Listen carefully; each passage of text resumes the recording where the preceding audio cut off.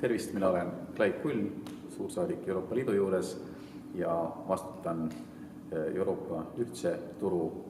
valdkondade eest. Olen täna Tallinna Nõmme gümnaasiumis selleks, et rääkida õpilastele Euroopa Liidust, rääkida oma tööst, kuidas see välja näeb, mis väljakutsed seisavad nii Euroopa Liidu ees kui ka Eesti ees, Eesti eesistumise ajal. Ja arvan, et see on äärmiselt oluline, et me käime ja kohtume koolides õpilastega ja üheks selleks põhjuseks on see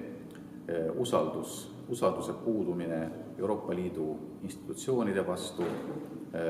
Arvatakse, et see on väga bürokraatlik ja seetõttu tuleb seda lõhet institutsioonide ja riigijuhtide, ametkondade vahel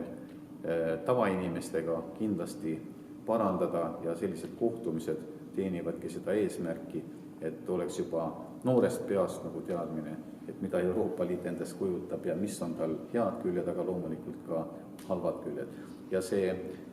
huvi oli väga suur, mul oli saadetud ette juba 72 küsimust, mis puudutasid mitte ainult mu enda tööd ja kuidas selleni jõudsin, vaid ka olukorda Eestis, olukorda praegu Euroopa Liidus ja laiemalt ka näiteks Prantsusmaal ja USAs ning noori huvitas näiteks ka isegi see, et kas on olemas meil sõjaoht, mis toimub Põhja-Koreas, kuidas pagulased ja rändeprobleem meid mõjutab, kas Eesti eesistumise ajal näiteks võib oodata mingisuguseid ebameeldivusi, mingisuguseid akte. Nii et selles mõttes on see tagasiside olnud väga meeldiv, see huvi oli väga suur ja mina igatahes olen väga rahul, et ma täna siin olin tagasi oma koolis, kust ma